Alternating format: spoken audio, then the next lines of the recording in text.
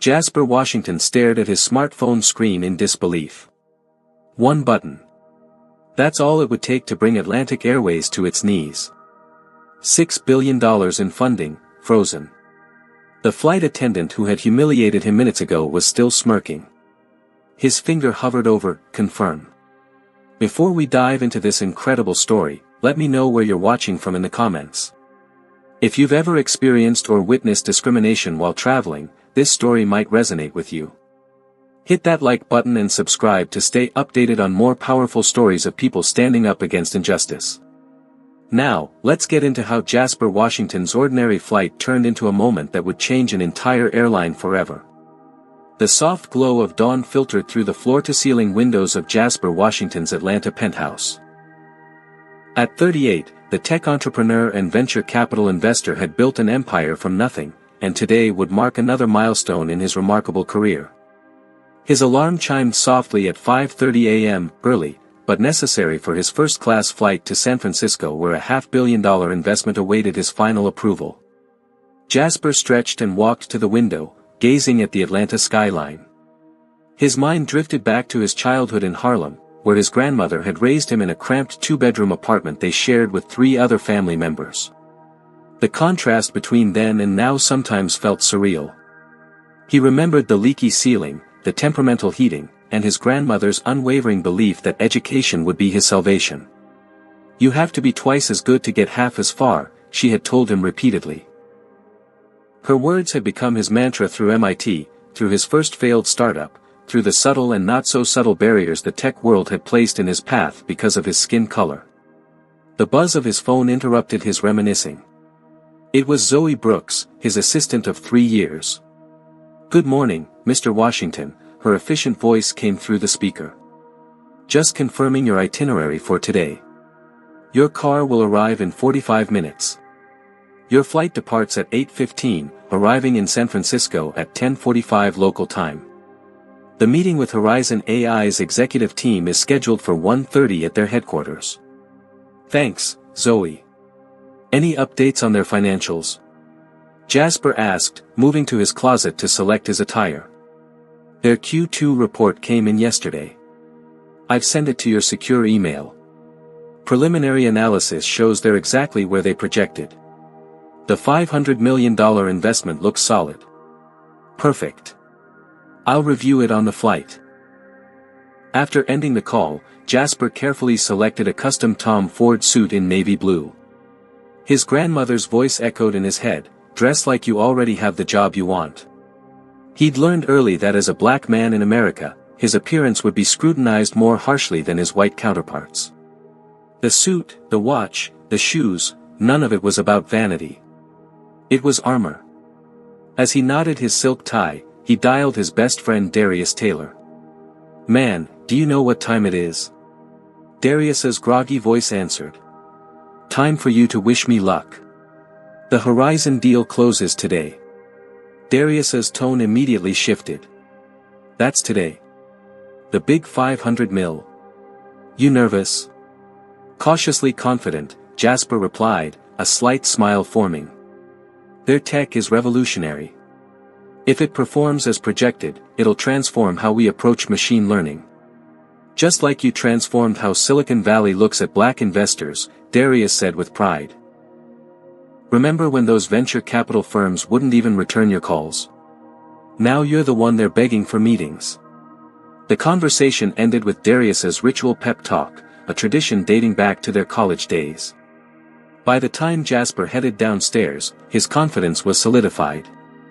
The Uber driver, Ibrahim, was already waiting. During the ride to Hartsfield-Jackson Atlanta International Airport, Jasper reviewed company documents while occasionally engaging in conversation with Ibrahim, who shared his dreams of launching a delivery service app focused on immigrant-owned restaurants. "The big delivery companies take too much percentage," Ibrahim explained passionately. "Many family restaurants can't afford it, but they need delivery to compete." "That's actually a solid business model," Jasper said, genuinely interested.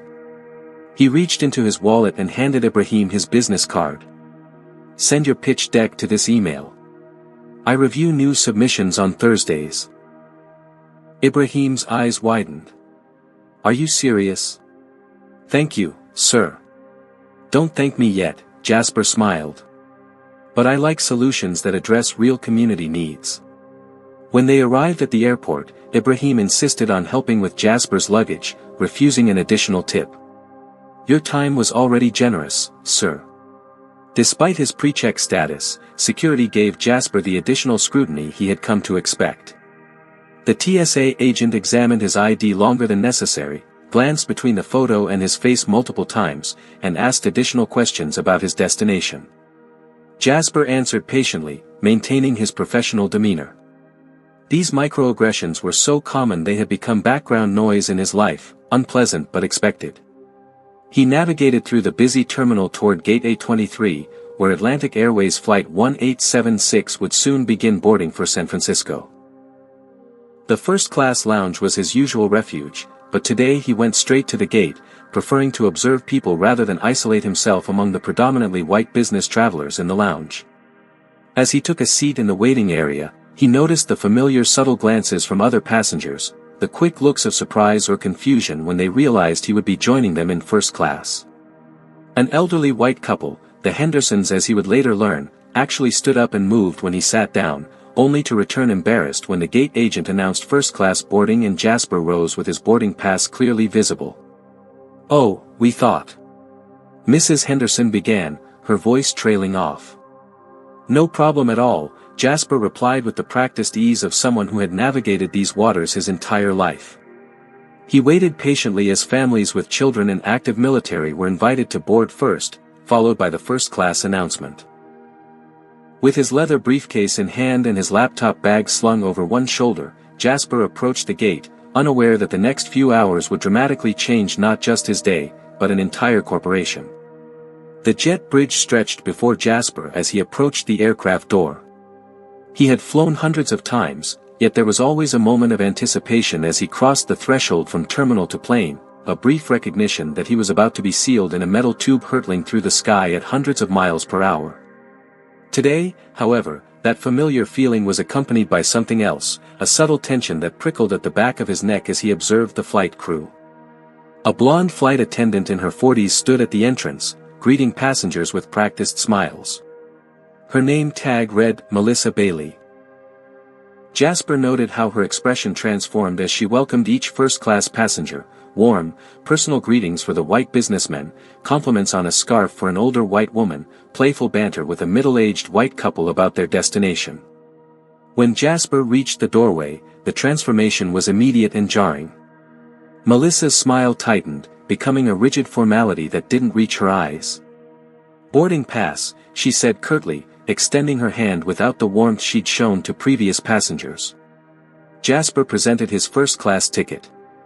Melissa took it, her eyebrows rising slightly as she examined it with unusual scrutiny. "This is first class," she said, her tone implying a question. "Yes, I'm aware," Jasper replied evenly. She studied the ticket again, turning it over as if searching for some flaw or inconsistency. "How did you obtain this seat?" The question hung in the air, loaded with implication. Behind him, other first-class passengers were beginning to queue, creating an audience for this unexpected interrogation. "I purchased it, like everyone else," Jasper answered, maintaining his composure despite the rising heat he felt in his chest. "It's just unusual to see," Melissa began, but was interrupted by another flight attendant who had approached from inside the cabin. "Is there a problem?" asked the male flight attendant, whose name tag identified him as Carlos Rodriguez. "I'm just verifying this passenger's ticket," Melissa responded, still holding Jasper's boarding pass. "It seems to be for first class." Carlos glanced at the ticket, then at Jasper, recognition flickering in his eyes. "Mr. Washington is one of our Platinum Elite members," he said quietly to Melissa. "He flies with us frequently." Melissa's lips pressed into a thin line. "I still need to verify this ticket again at my station," she said, finally returning the boarding pass to Jasper with reluctance. "You can board, but I'll need to check this again." As Jasper moved past her into the cabin, he heard her mutter, "Probably a mistake in the system." Finding his seat in 2A, Jasper stowed his briefcase and sat down, his mind racing even as his exterior remained calm. He watched as Melissa continued greeting the remaining first-class passengers, her demeanor shifting back to warm hospitality once he was out of the way. Through the narrow cabin, he could see her whispering to another flight attendant while glancing in his direction. An older white man in an expensive suit took the seat beside Jasper in 2B, giving him a brief nod before becoming absorbed in his newspaper. Across the aisle, a white woman in her 30s settled into 2C, making brief eye contact with Jasper before offering a small, almost apologetic smile, as if she had witnessed the exchange at the door and felt uncomfortable. Carlos approached with a tray of pre-departure beverages, offering water, orange juice, or champagne. When Jasper requested champagne, Carlos provided it promptly with a professional smile. "I apologize for the confusion at the door, Mr. Washington," he said quietly. "If you need anything during the flight, please don't hesitate to ask me directly." The subtle acknowledgement of what had transpired was both validating and depressing. Jasper had experienced this kind of treatment too many times to count, and the familiar weight of it settled on his shoulders. He took a sip of champagne and gazed out the window, trying to refocus on the important meeting ahead rather than the casual bigotry that had just occurred. As the remaining passengers boarded, Jasper observed Melissa moving through the first-class cabin, checking seatbelts and overhead bins. When she reached his row, she deliberately avoided eye contact, speaking only to the passenger beside him about stowing his newspaper during takeoff. The safety demonstration proceeded, and soon the aircraft was taxiing toward the runway. Jasper closed his eyes briefly, centering himself. By the time they reached cruising altitude, he had hoped to be deep into reviewing the Horizon AI financials, putting this incident behind him. But as the seatbelt sign dinged off and the flight attendants began their service, it quickly became apparent that Melissa had other plans. The confrontation at the door was not the end, but merely the beginning of what would become a defining day for both Jasper Washington and Atlantic Airways. The gentle chime signaling the completion of takeoff echoed through the cabin as Flight 1876 reached its cruising altitude of 35,000 feet. Jasper unbuckled his seatbelt and retrieved his laptop, intent on reviewing the Horizon AI documents before landing in San Francisco.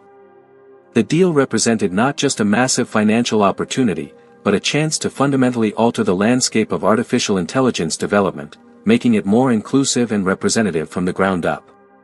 Melissa Bailey moved efficiently through the first-class cabin, taking drink orders from each passenger with practiced precision and warmth. Her smile remained fixed and genuine as she worked her way down the aisle, until she reached Jasper's row. "Drink?" she asked curtly, without making eye contact. "Sparkling water with lime, please," Jasper responded politely. Melissa nodded and moved on without acknowledging his request. 10 minutes later, she returned with a beverage cart, serving each first-class passenger with attentive care. The businessman next to Jasper received his requested scotch with a warm, "Here you go, sir. Let me know if you need anything else." When she reached Jasper, she simply moved past his row without a word. Jasper waited patiently, assuming she might have forgotten and would return. After several more minutes, when all other passengers had been served, he pressed the call button. Melissa visibly sighed before approaching. "Yes?" she asked, her tone clipped. "I believe you missed my drink order," Jasper said evenly. "Sparkling water with lime, please." "We're very busy right now," she replied. "I'll get to it when I can." Before Jasper could respond, a female passenger across the aisle spoke up. "Excuse me, but you served everyone else already." "I've been watching." Jasper glanced over, recognizing the woman who had given him that small smile earlier. Her laptop displayed a PowerPoint presentation with a corporate logo, and her confident posture suggested executive-level experience. "I don't believe we've met," she said to Jasper, extending her hand across the aisle. "Leslie Johnson, CEO of Integrated Systems." "Jasper Washington," he replied, shaking her hand. "Washington Ventures." Melissa stood frozen, clearly uncomfortable with Leslie's intervention. "I'll get your water," she muttered before retreating to the galley. "Thank you," Jasper said to Leslie once Melissa had gone. "But that wasn't necessary." "Yes, it was," Leslie replied firmly. "I've been watching since boarding. This isn't right." When Melissa returned with Jasper's sparkling water, she practically dropped it on his tray table, causing some to splash onto his laptop. "Sorry," she said, though her tone conveyed anything but apology. Jasper calmly wiped his computer with a napkin. "No problem," he said, maintaining his composure. The flight hit a patch of turbulence, causing the aircraft to jolt unexpectedly. Melissa, still standing by Jasper's row, used the sudden movement as an opportunity to, accidentally, spill the remainder of a coffee pot onto Jasper's immaculate navy Tom Ford suit. "Oh," she exclaimed with exaggerated surprise. "You should have kept your tray table up during turbulence. That's policy." The hot coffee soaked through Jasper's pants, and he stood up reflexively, using napkins to blot the spreading stain. "I need to speak with the lead flight attendant," Jasper stated calmly but firmly. "That won't be necessary," Melissa responded dismissively. "It was just an accident." "I insist," Jasper maintained, his voice level but authoritative. Several nearby passengers were now watching the interaction with undisguised interest. Leslie Johnson had half risen from her seat, clearly prepared to intervene again if needed. Melissa's jaw tightened, but she turned and walked toward the front of the cabin. Moments later, she returned with an older woman whose name tag identified her as Catherine Wilson, lead flight attendant. "What seems to be the problem?" Catherine asked, her tone suggesting she had already formed an opinion based on Melissa's version of events. Jasper explained the situation succinctly, the initial questioning of his ticket, being skipped for beverage service, and finally the coffee spill that appeared far from accidental. As he spoke, he noticed Catherine's expression shift from skepticism to subtle defensiveness. "Sir, turbulence can be unpredictable," Catherine responded once he had finished. "Accidents happen, especially when passengers don't follow proper protocols during service." "I understand that," Jasper replied. "But this is part of a pattern of treatment since I boarded this aircraft. Are you suggesting our flight attendants are discriminating against you?" Catherine's voice took on an edge. "Atlantic Airways has a strict non-discrimination policy. I'm simply stating the facts of my experience," Jasper said. At that moment, Melissa returned to Jasper's row, ostensibly to clean up the spill. As she bent down, she accidentally knocked Jasper's open laptop to the floor, where it landed with a crack. "Oh, I'm so sorry," she said, insincerity dripping from every word. "You really should keep your area clear during service." Jasper had maintained his composure through countless microaggressions throughout his career, it was a survival skill he had perfected. But this deliberate escalation tested the limits of his restraint. Slowly, he reached down to retrieve his laptop, which now displayed a spiderweb of cracks across the screen. With deliberate movements, he took out his smartphone and began recording the interaction. "What do you think you're doing?" Catherine demanded. "Recording is not permitted on this aircraft." "Actually," Leslie Johnson interjected from across the aisle, "Atlantic Airways policy only prohibits recording of safety-sensitive areas and crew members performing safety duties. There's no policy against documenting customer service interactions." I checked the terms of service while watching this situation unfold. Catherine's face flushed. "Sir, if you continue to disrupt this flight, I'll have security meet us upon landing." "Documenting mistreatment is not disruption," Jasper responded, his voice still calm despite the tension radiating through his body. As he spoke, memories flickered through his mind, the college professor who had accused him of plagiarism because his paper was too well written, the Silicon Valley investor who had mistaken him for catering staff at his own presentation, the countless times he'd been followed by security in high-end stores while shopping for his mother's birthday gifts. This moment on the plane was just another bead on a long string of similar experiences. "I've been flying first class for 15 years, Jasper continued. "I've never been treated this way on any airline until today." "He's right," Leslie added firmly. "I've witnessed everything since boarding, and the treatment has been blatantly discriminatory.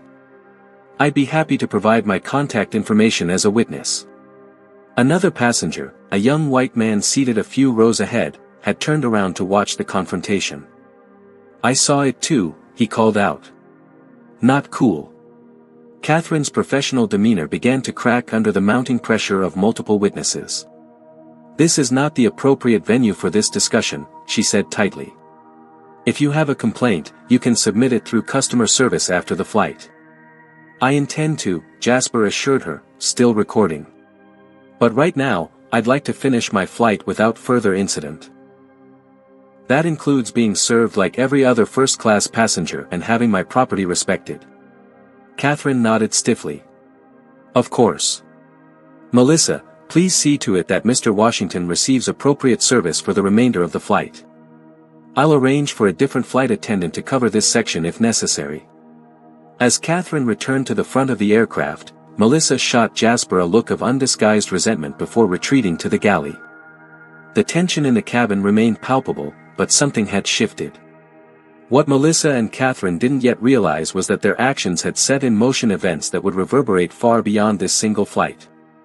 What they couldn't know was who Jasper Washington really was, and the power he held in his hands, or more precisely, in the banking app on his smartphone. "Excuse me," Jasper said to his seatmate, rising to step past him into the aisle. He needed space to process what had just happened, away from the watchful eyes of Melissa and Catherine.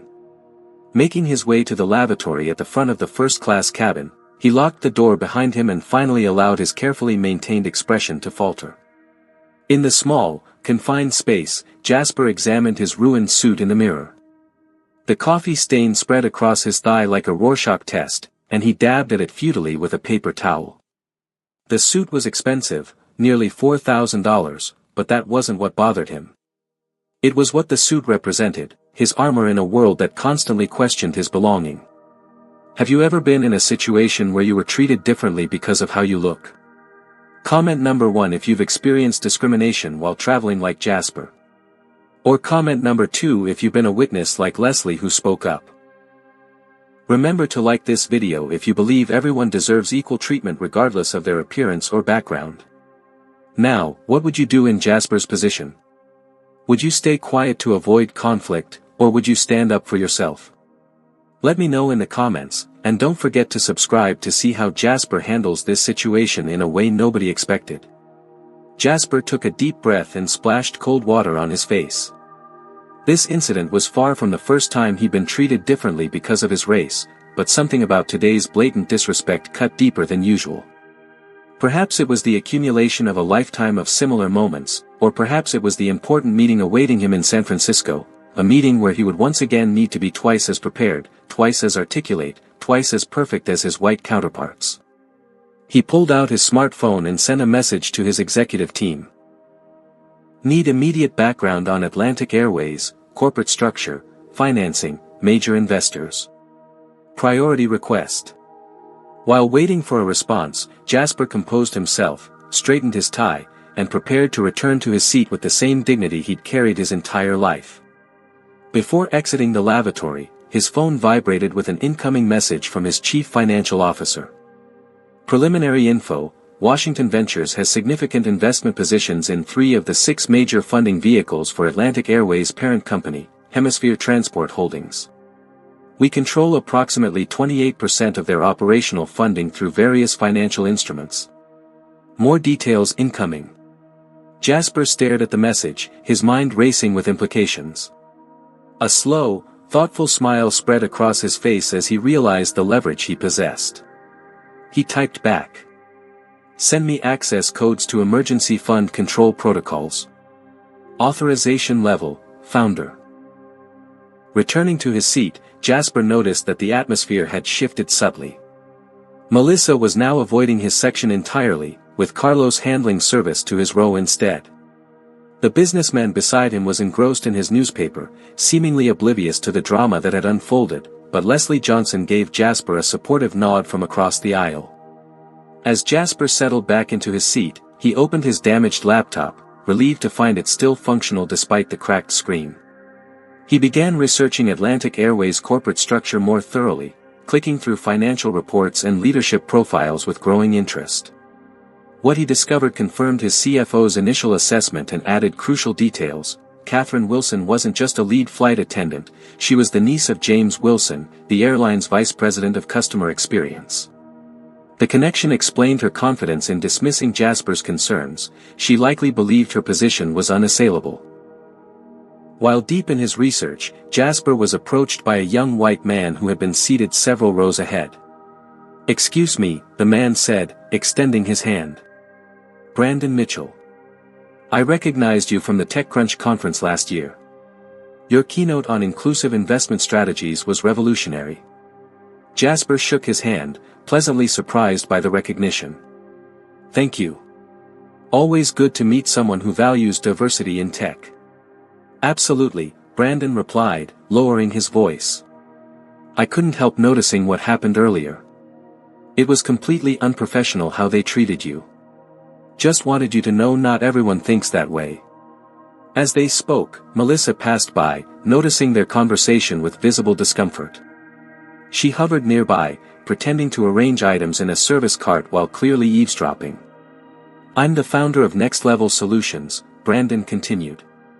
"We're a small firm now, but growing. Your investment approach has actually inspired our hiring practices." Their conversation drew attention from other passengers, creating a stark contrast to the isolation Jasper had experienced earlier. Melissa's discomfort grew visibly as she realized Jasper wasn't just any passenger but someone of significance in the business world. "You're causing a scene," Melissa interrupted, addressing Jasper directly. "Sir, passengers need to remain seated unless using the lavatory." Brandon turned to her, eyebrows raised. "I approached him, not the other way around. And there's no seatbelt sign on." "It's still disruptive," Melissa insisted. "I'll return to my seat," Brandon said coolly. "But I'd like your employee number first." Melissa blanched. "That's not necessary." "I think it is," Brandon replied. "I fly Atlantic weekly for business, and I've never seen service like this." As this exchange unfolded, Jasper received another message from his team with detailed information about his firm's financial connections to Atlantic Airways. The information was even more significant than initially indicated. Washington Ventures controlled investment vehicles that had recently provided $6 billion in operational funding to Hemisphere Transport Holdings, with specific earmarks for Atlantic Airways fleet expansion. More critically, as the controlling partner, Jasper had the authority to temporarily freeze these funds with a simple digital authorization, a safeguard built into their investment agreements that was rarely, if ever, invoked. Jasper weighed the implications carefully. Such an action would be dramatic, potentially causing short-term chaos for the airline. But as he considered the systematic nature of the discrimination he'd experienced, and how many others without his resources might have suffered similarly, he recognized an opportunity to create meaningful change. Brandon eventually returned to his seat after exchanging contact information with Jasper, but the dynamic in the first-class cabin had shifted perceptibly. Melissa now moved through the space with nervous energy, her earlier confidence replaced by uncertainty as she began to suspect Jasper might be someone important. In a clumsy attempt at damage control, she approached his seat with a forced smile. "Can I get you anything else, sir? Perhaps another sparkling water?" "I'm fine, thank you," Jasper replied evenly. "But I would like your employee ID number for my records." Her artificial smile faltered. "I don't think that's necessary. I've already apologized for the misunderstanding." "Actually, you haven't," Jasper pointed out calmly. "And I still need your employee ID." Before Melissa could respond, Catherine appeared beside her. "Is there a problem here?" she asked, her tone suggesting Jasper was being difficult. "No problem," Jasper replied. "I've simply requested Melissa's employee identification for my feedback to customer service." Catherine's expression hardened. "Sir, if you continue to harass our flight attendants, we may need to divert this flight." "Is that what you want?" The threat, disproportionate and unprofessional, hung in the air between them. Several nearby passengers looked up in surprise at Catherine's escalation. "I don't consider a simple request for identification to be harassment," Jasper said, his voice remaining measured despite the provocation. "But I understand your position." With deliberate calm, he unlocked his smartphone and opened a secure application. After entering his credentials, he navigated to the emergency financial controls for Washington Ventures. On the screen appeared a warning. Attention! You are about to freeze all funding transactions to Hemisphere Transport Holdings/Atlantic Airways. This action will immediately halt all capital transfers and require executive review for reinstatement. Do you wish to proceed? Jasper looked up at Catherine and Melissa, giving them one final opportunity. I believe there's been a misunderstanding about who I am and the standards of service I expect, the same standards any passenger should receive regardless of their appearance. Would you like to reconsider your approach to this situation? Catherine's expression remained dismissive. I don't know who you think you are, sir, but threatening our staff will not get you special treatment. Jasper nodded, having received the answer he expected. Without another word, he returned his attention to his phone and pressed, confirm. The simple act of pressing, confirm, sent digital ripples through the financial world faster than the aircraft itself could travel. $6 billion in operational funding for Hemisphere Transport Holdings, Atlantic Airways parent company, instantly froze in mid-transaction. Automated alerts began firing to C-suite executives, board members, and major stakeholders across multiple time zones. All from a single tap on a smartphone screen at 35,000 feet. Jasper slipped his phone into his pocket, his expression revealing nothing of the financial tsunami he had just unleashed. He returned to reviewing documents on his damaged laptop while Melissa and Catherine retreated to the galley area, unaware of what had just occurred. 3 minutes passed before the first signs of disruption appeared. Jasper's phone vibrated with incoming calls from unknown numbers, likely airline executives already scrambling to understand the sudden financial freeze. He silenced the device without answering. 7 minutes after Jasper had pressed, confirm, his secure email pinged with an urgent message from Washington Ventures General Counsel. Emergency protocols initiated for HTH/Atlantic. CEO William Parker attempting to make contact. Legal team standing by. Please advise on your desired outcome. Jasper didn't immediately respond, instead watching as the situation unfolded around him. The first visible sign of trouble came when the pilot's voice crackled over the intercom. Catherine, please come to the cockpit immediately. The lead flight attendant glanced toward the front of the plane with confusion before hurrying forward. Through the cabin's interior windows, Jasper could see her enter the cockpit, closing the door behind her. Leslie Johnson leaned across the aisle. What's happening? She whispered to Jasper. I believe the airline is experiencing some operational difficulties, he replied with deliberate understatement. The atmosphere in the first-class cabin shifted as crew members began whispering urgently to each other. Melissa appeared increasingly agitated, checking her phone repeatedly despite in-flight protocols prohibiting personal device use by crew. Catherine emerged from the cockpit looking visibly shaken. Her complexion had paled considerably, and her practiced professional demeanor had cracked. She whispered something to Carlos, whose eyes widened before he glanced in Jasper's direction with newfound recognition. The captain's voice came over the intercom again. Ladies and gentlemen, this is Captain Reynolds speaking. We're experiencing a minor operational issue that our ground team is addressing. Nothing to be concerned about, but we ask for your patience as we work through this. We'll provide more information as it becomes available. The carefully worded announcement, clearly designed not to alarm passengers, spoke volumes about the behind-the-scenes chaos Jasper had initiated. Catherine made a beeline toward his seat, her earlier condescension replaced by barely concealed panic. Mr. Washington, she said, her voice lowered. Would you mind speaking with me privately for a moment? Jasper considered the request before nodding once. Of course. He followed her to the galley area, where she turned to face him with a completely transformed demeanor. Mr. Washington, I've just been informed that headquarters is experiencing a significant financial situation, she began carefully. A major investor has apparently frozen all transactions, and it's causing considerable disruption to our operations. That sounds serious, Jasper observed neutrally. It is.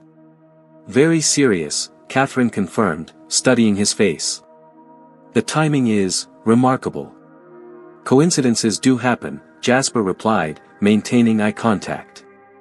Catherine's professional facade crumbled further. Mr. Washington, is there anything you might know about this situation? Instead of answering directly, Jasper posed a question of his own.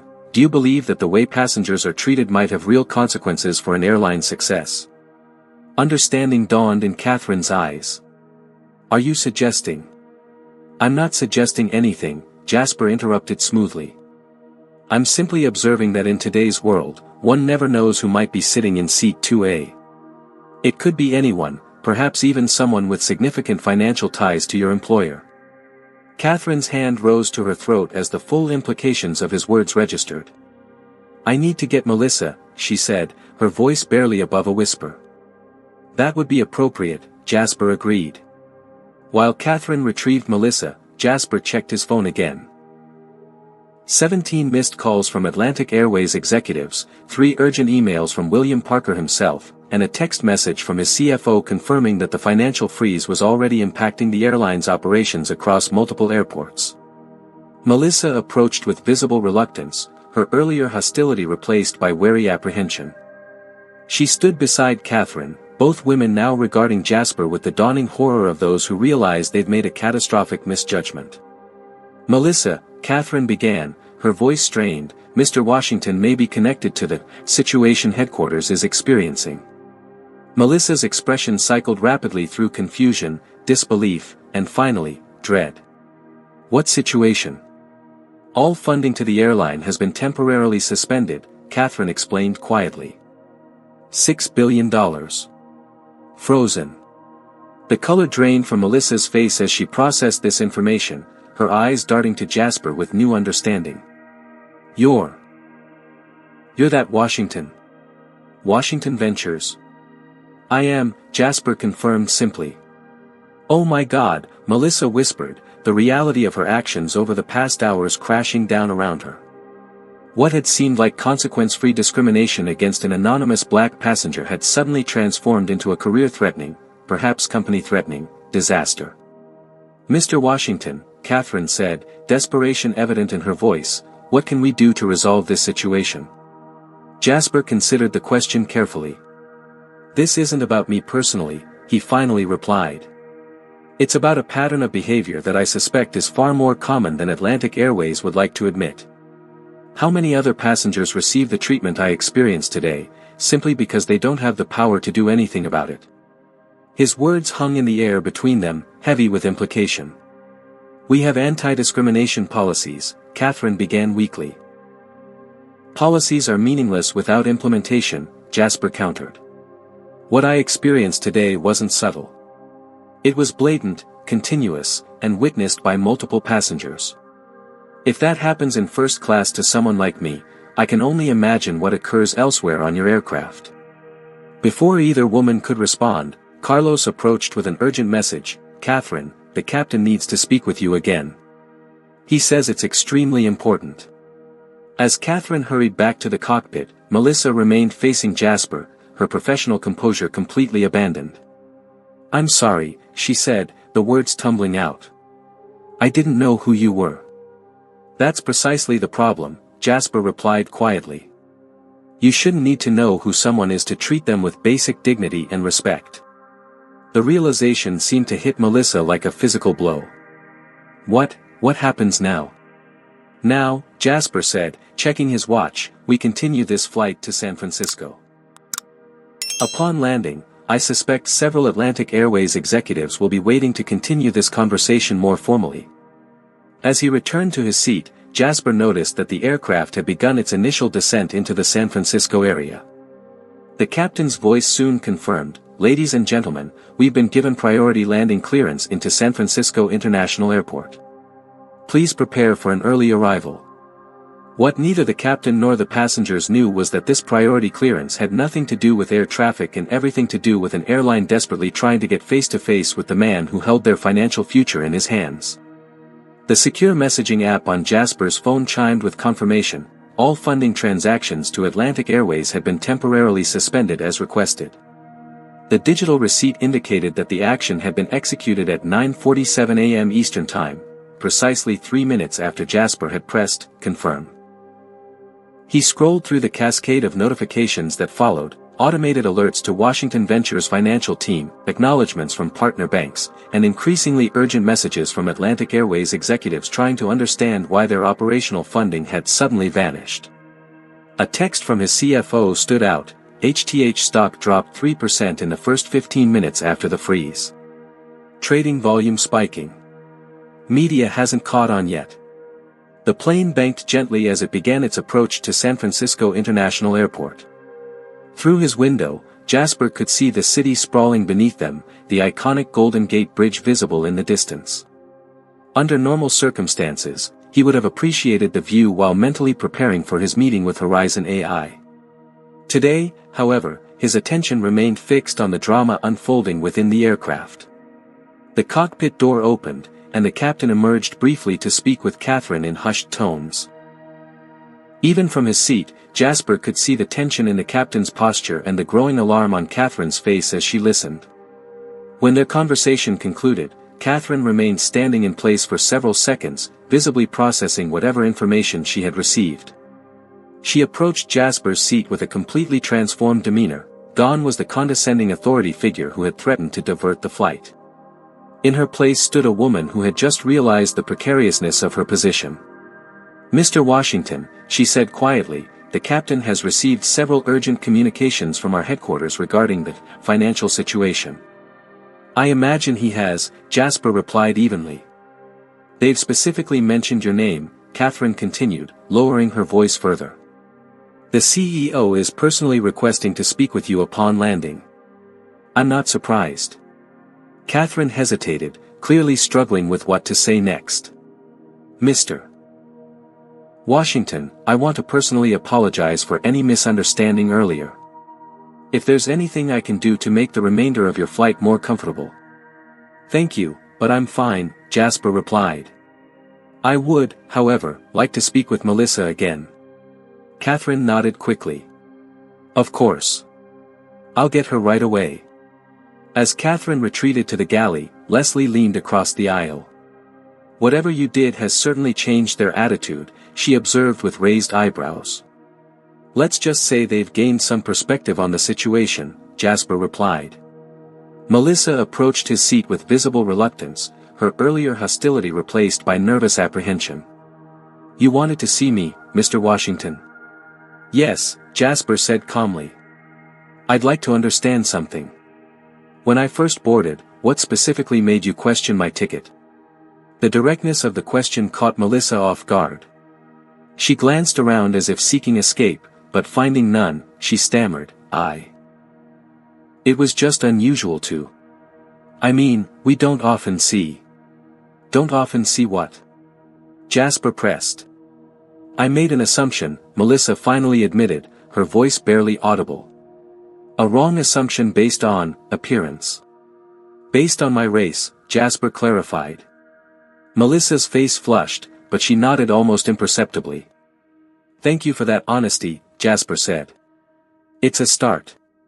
The captain's voice interrupted their conversation. "Flight attendants, prepare for landing." Melissa returned to her station as the aircraft descended through the cloud layer toward San Francisco International. Jasper fastened his seatbelt and gazed out the window, contemplating his next steps. The meeting with Horizon AI, the original purpose of his journey, now seemed secondary to the unexpected situation he found himself navigating. As the plane touched down with a gentle bump, Jasper's phone immediately lit up with messages that had been queued during the final approach. One from his assistant Zoe stood out. "Atlantic Airways CEO William Parker and CDO Veronica Hayes are waiting for you at the gate. Company in crisis mode.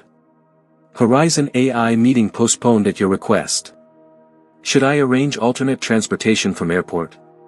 Jasper quickly replied, "No change to transportation. We'll handle Atlantic situation first. Keep Horizon flexible for later today." The aircraft taxied to the gate with unusual speed, another sign of the urgency with which Atlantic Airways was treating the situation. As the seatbelt sign dinged off, Catherine made an announcement. "Ladies and gentlemen, welcome to San Francisco.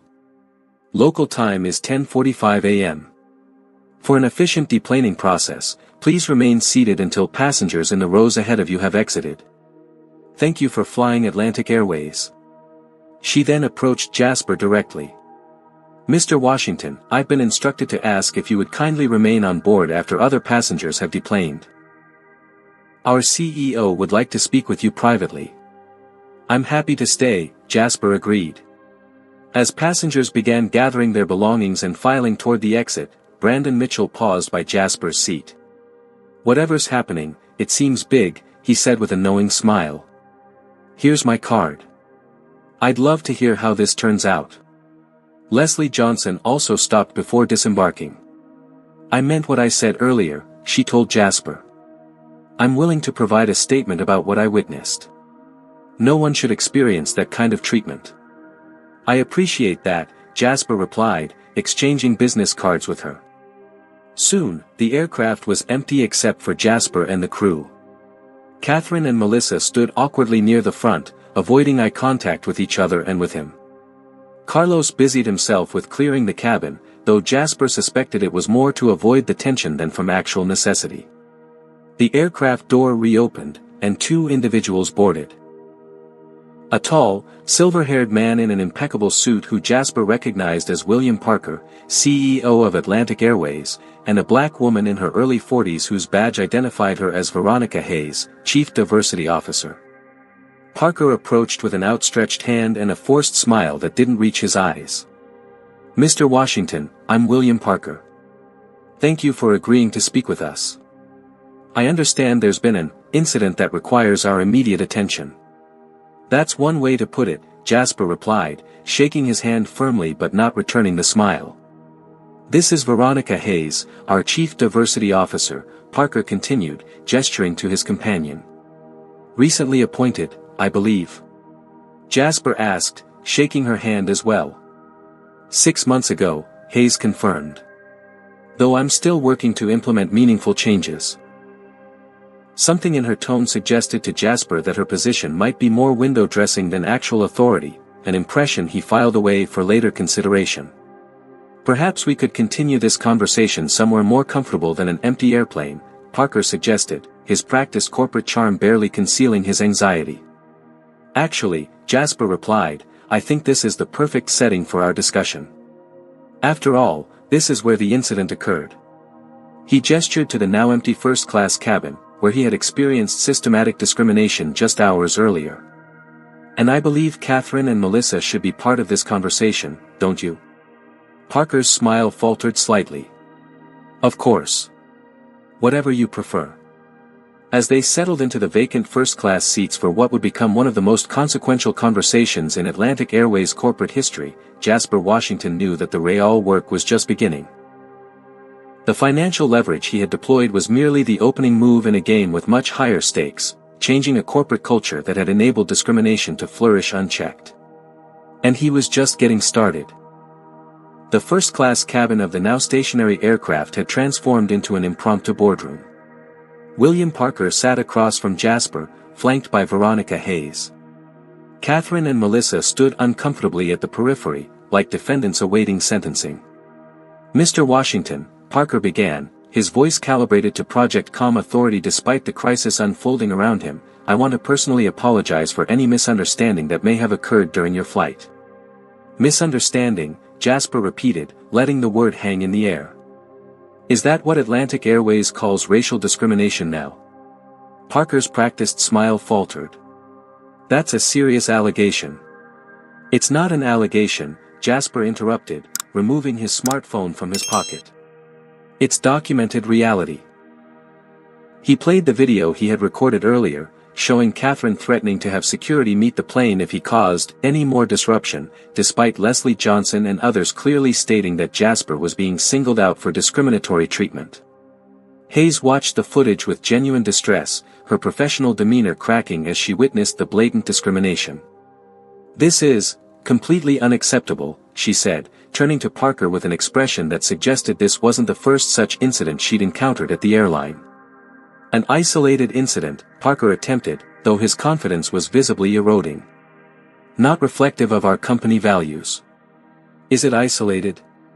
Jasper asked, directing his question to Hayes rather than Parker. As Chief Diversity Officer, how many similar complaints have crossed your desk in 6 months? Hayes hesitated, glancing at Parker, who subtly shook his head, a gesture not lost on Jasper. MS. Hayes, Jasper said quietly, I suspect you took this position hoping to make real change. But I also suspect you've been given a title without actual authority. Am I wrong? The directness of the question hung in the air. After a moment of tense silence, Hayes straightened her posture and made a decision. 273, she said firmly. Excuse me. Parker interjected.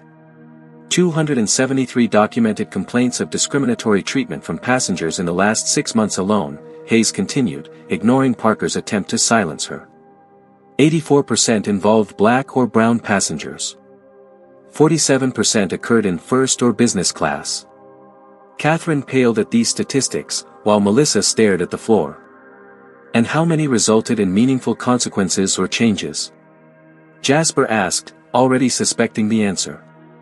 None, Hayes admitted. My recommendations have been consistently tabled for further review or dismissed as cost prohibitive. Parker's corporate mask slipped entirely, replaced by barely contained anger. Ms. Hayes, this is hardly the appropriate. It's exactly the appropriate time, Jasper cut in. When your company's operational funding is frozen, and your stock is dropping by the minute, honesty suddenly becomes viable. The CEO's head snapped up. How do you know about the stock? Instead of answering, Jasper turned his attention to his phone, which had been buzzing persistently. The screen displayed multiple notifications from Washington Ventures' executive team, along with news alerts about Atlantic Airways' sudden stock volatility. Outside the aircraft windows, unusual activity was visible on the tarmac. Multiple vehicles with Atlantic Airways corporate logos had arrived, and several executives in suits were gathered at the gate, attempting to look casual while clearly waiting for updates from the meeting occurring inside the plane. Mr. Washington, Parker said, his tone shifting to one of urgent pragmatism, let's discuss how we can resolve this situation quickly. I'm authorized to offer you substantial compensation for any inconvenience. I'm not interested in compensation, Jasper interrupted. My net worth is over $2 billion. Do you really think this is about a ruined suit or a cracked laptop screen? Parker fell silent, finally grasping the gravity of the situation and who he was dealing with. At that moment, Brandon Mitchell reappeared at the aircraft door, having apparently talked his way past gate agents. Sorry to interrupt, he called out, but I thought Mr. Washington might want to know that CNBC is reporting on Atlantic Airways' stock drop. They're speculating about a major investor pullout, though they haven't connected the dots yet.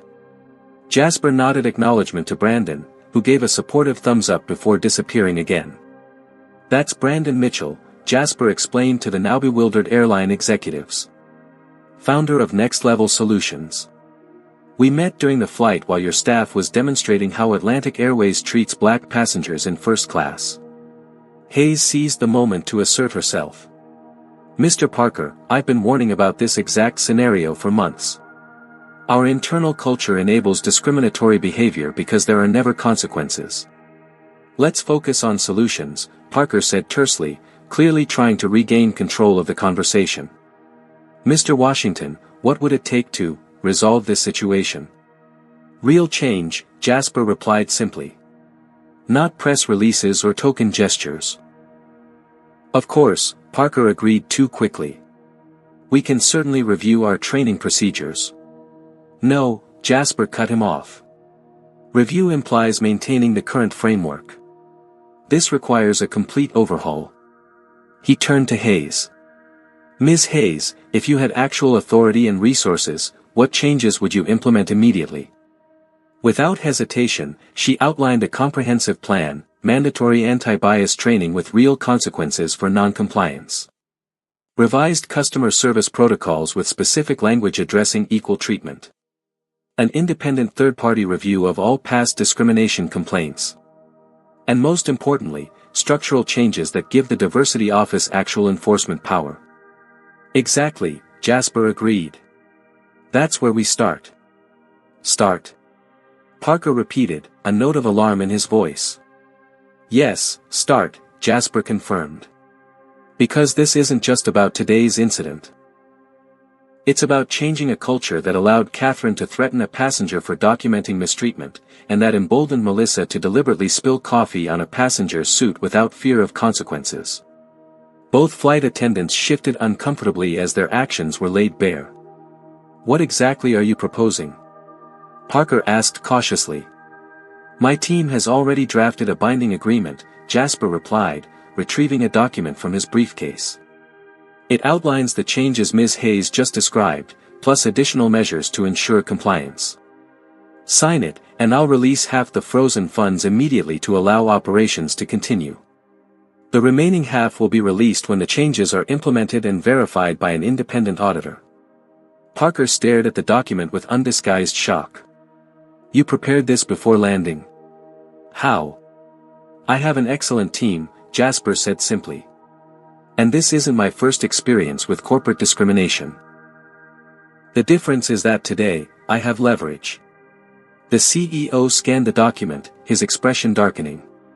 "These terms are extremely demanding." "They're necessary," Hayes interjected, having reviewed the paper over Parker's shoulder. "And frankly, they're very similar to the proposals I've been submitting for months." Parker looked trapped between corporate self-preservation and genuine resistance to change. "I'll need to consult with our board." "By all means," Jasper replied calmly, checking his watch. "Meanwhile, your aircraft remain grounded across multiple airports due to operational funding issues. I believe you have about 30 minutes before major news outlets connect this directly to Washington Ventures. Your shareholders are probably already calling." As if on cue, Parker's phone began ringing. He glanced at the screen, grimaced, and silenced it. "This is unprecedented," he muttered. "So was the treatment I received," Jasper countered.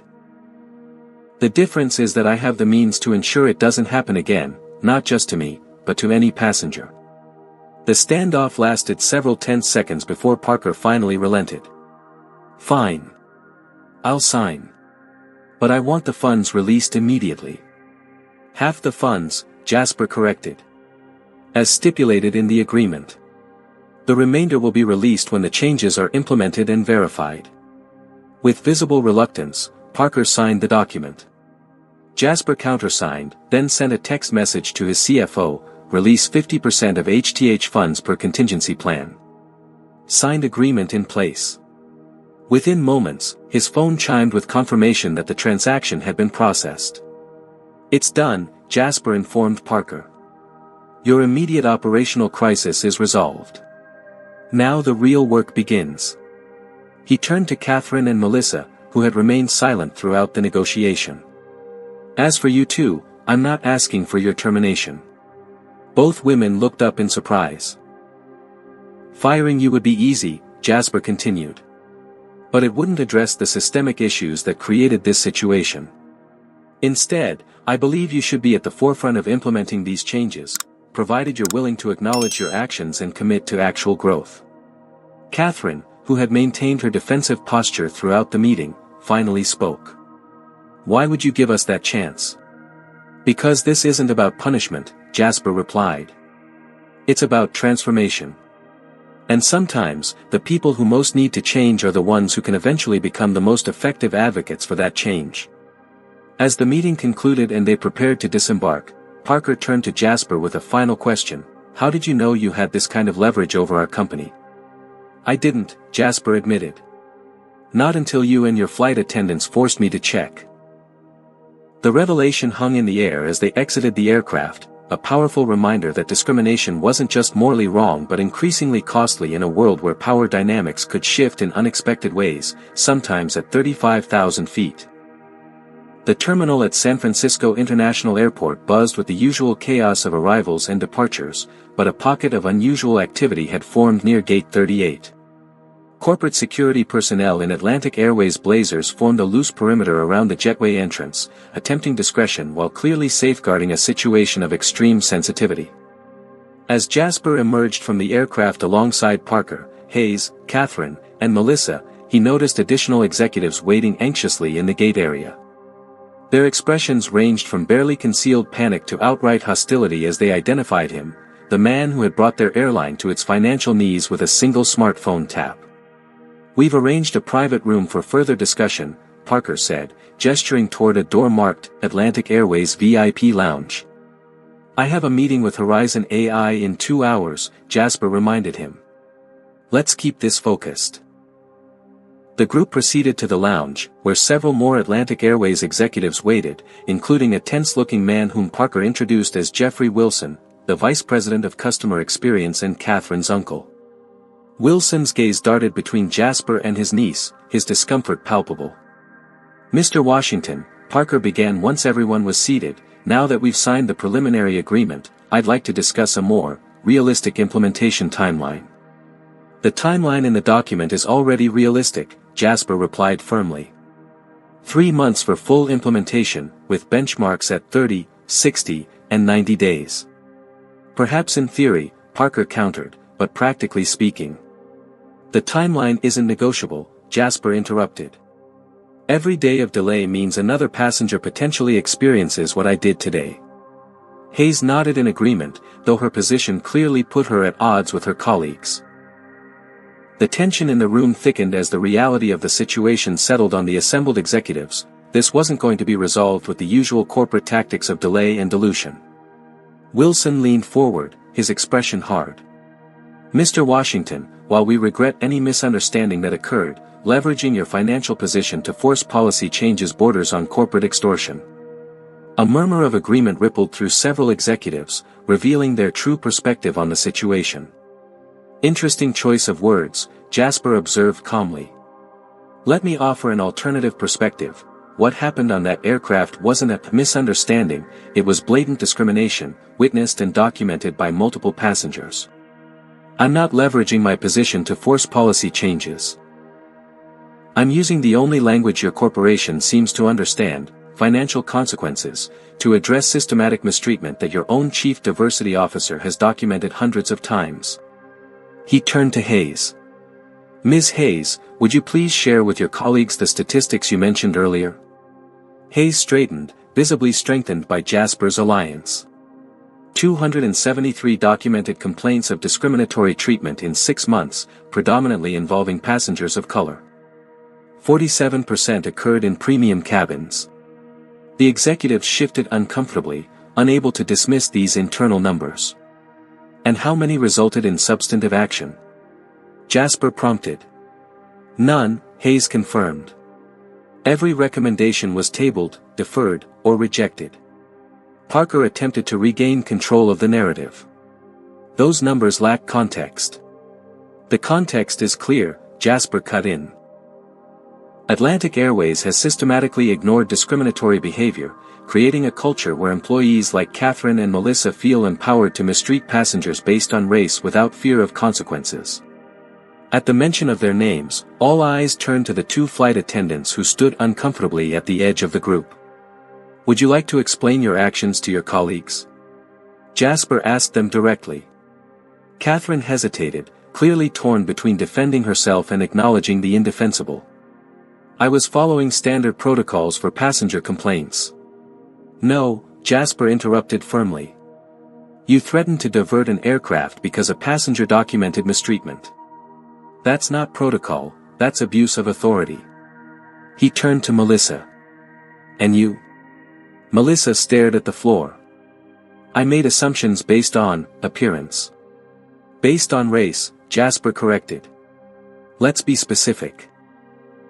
The room fell silent as the naked truth hung in the air, stripped of corporate euphemisms. "This is the reality your passengers face," Jasper continued, addressing the entire group. "Not misunderstandings or isolated incidents, but systematic discrimination embedded in your corporate culture." He pulled out his phone and played the video again, this time for the entire executive team to witness. The footage clearly showed Catherine threatening to have security meet the plane while other passengers protested the unfair treatment Jasper was receiving. "This is your airline," Jasper said as the video ended. "This is your reality." Several executives had the decency to look genuinely disturbed by what they'd seen. Others maintained poker faces, likely calculating financial implications rather than human impact. "What do you actually want, Mr. Washington?" asked a silver-haired woman who had been introduced as the chief financial officer. Beyond the agreement? Surely there's something personal we can offer to expedite resolution. The question revealed how deeply the executives misunderstood the situation.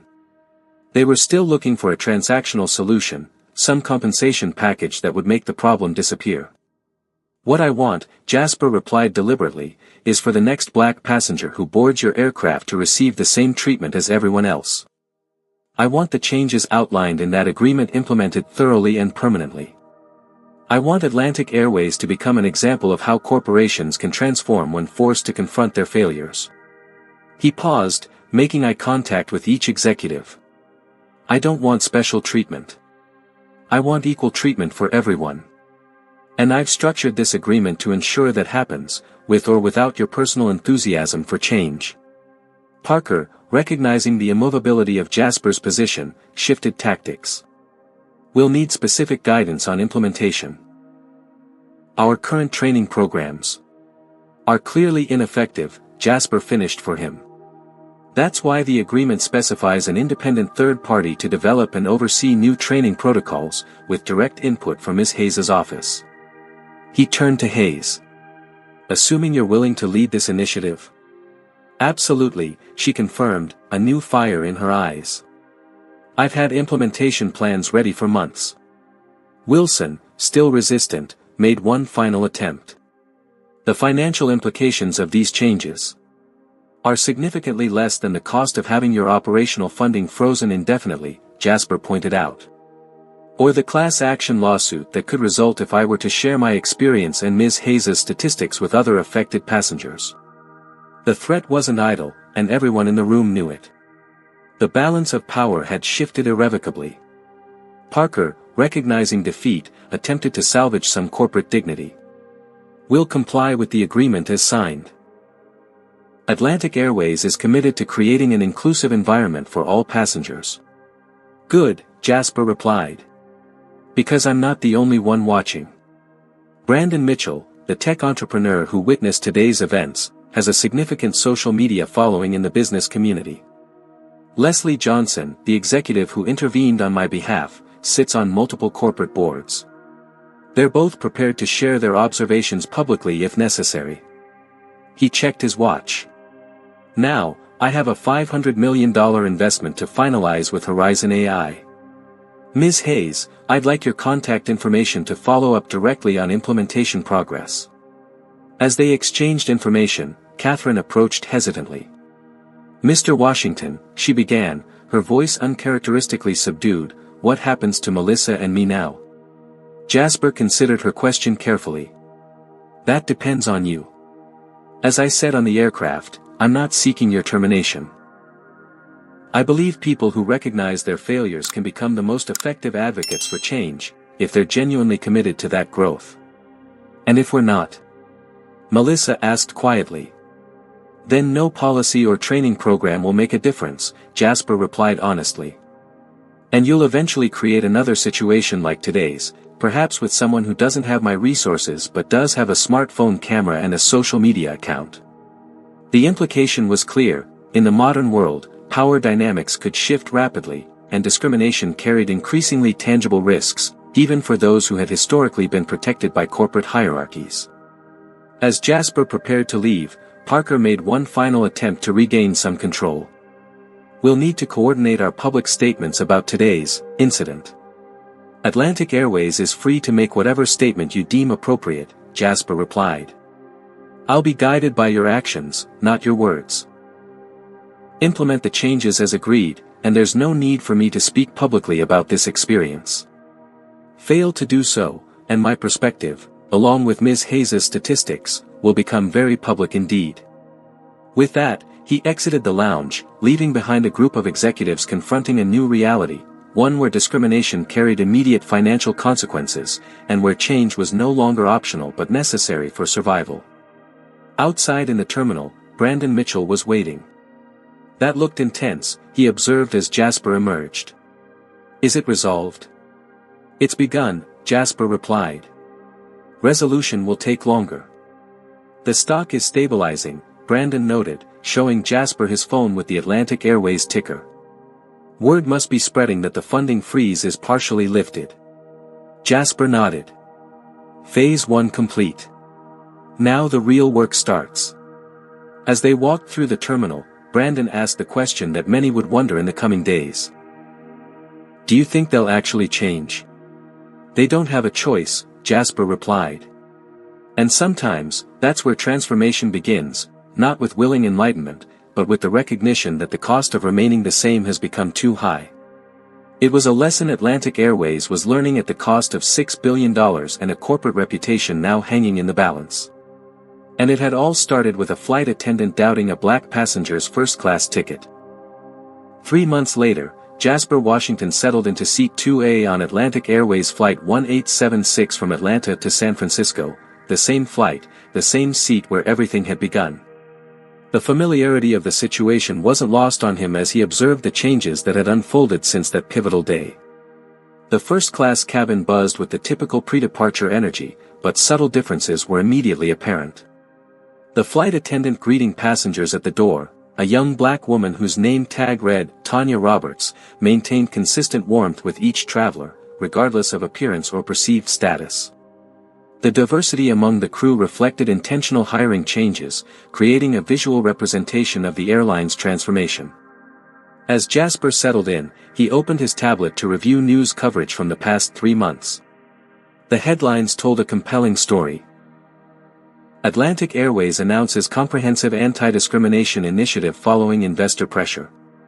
Airline industry watches as Atlantic implements radical transparency in customer service.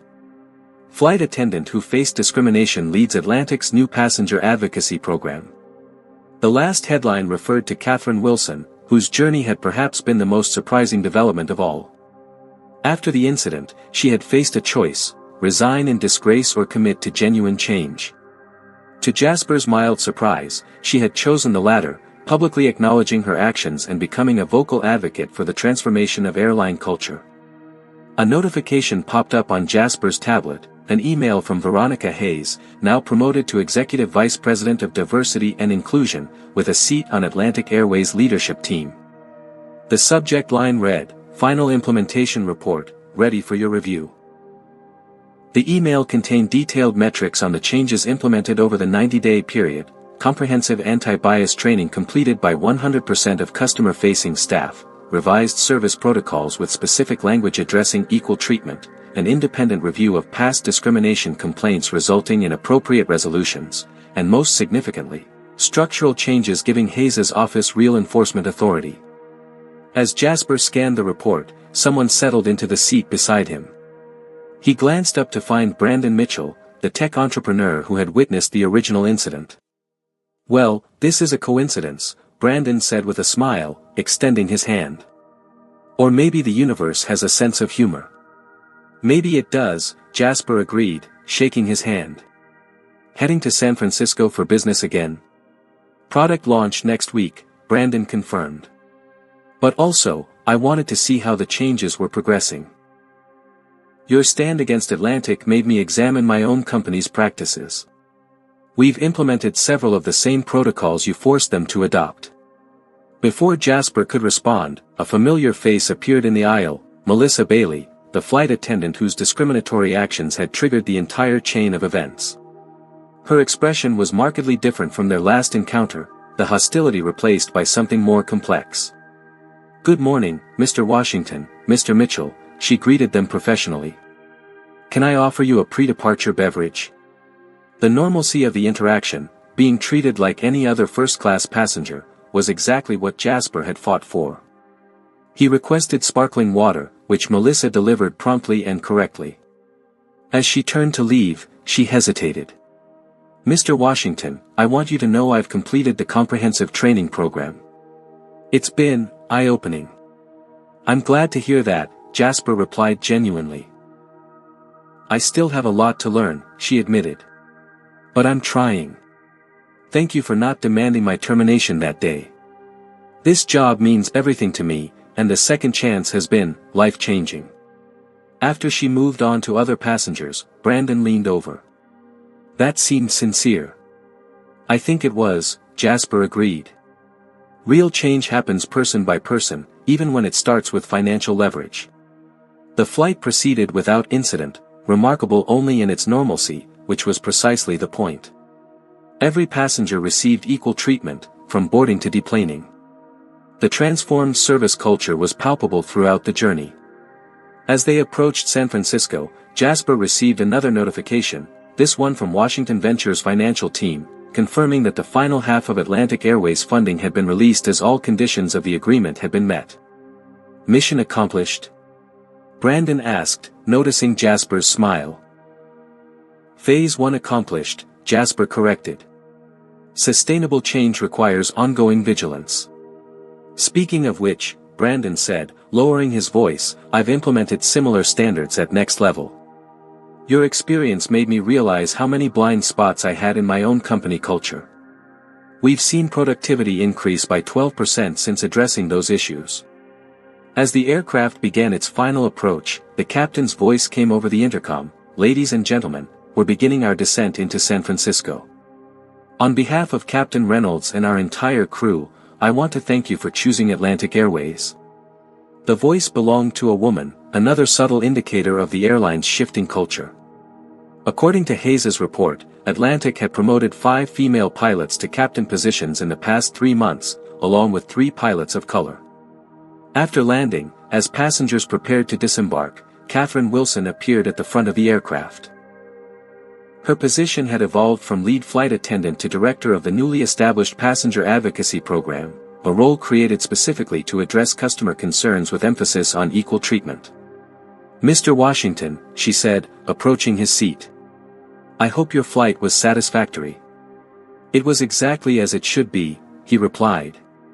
Unremarkable in all the right ways. Catherine nodded, understanding the significance of his statement. The program you mandated has fundamentally changed our culture. It hasn't been easy, but it's been necessary. And the scholarship program? Jasper inquired, referencing another condition of the agreement, an initiative to support underrepresented groups pursuing careers in aviation. 50 students already enrolled for the fall semester, Catherine confirmed. Several of them hope to become pilots. As passengers began to exit, Jasper remained seated, reflecting on the journey that had brought them to this point.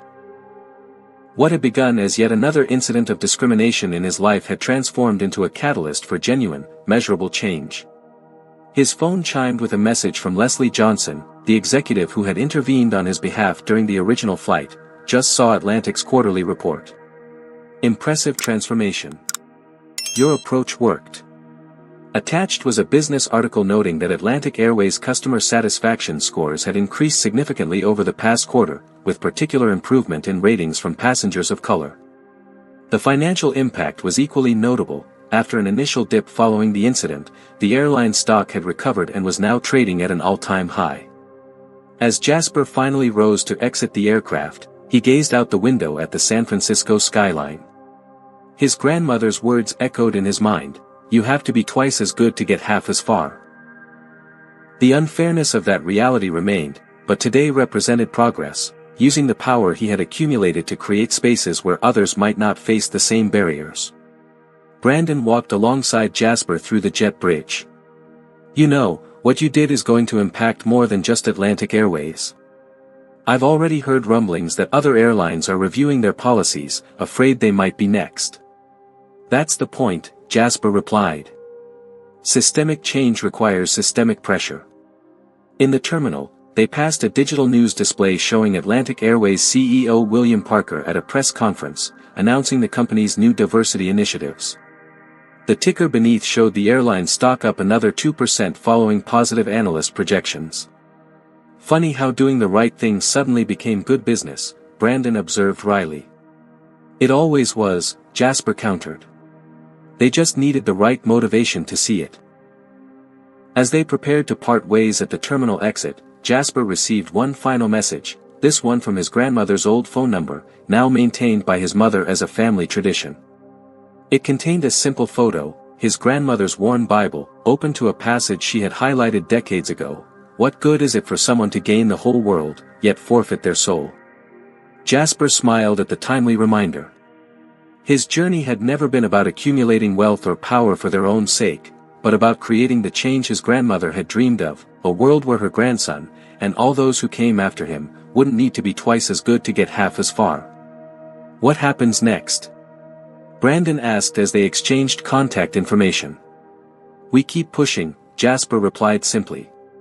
Because this is just one airline, one company, one small corner of a much larger system that needs transformation.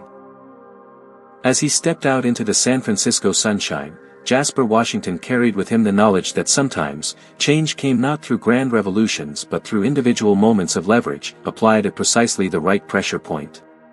Today it was an airline, tomorrow it might be another industry, another barrier, another system in need of transformation. The work would never truly be finished, but progress was being made, one first-class seat, one company policy, one changed mind at a time. Jasper's story teaches us that true change often requires more than moral appeals, it demands leveraging whatever resources we have available.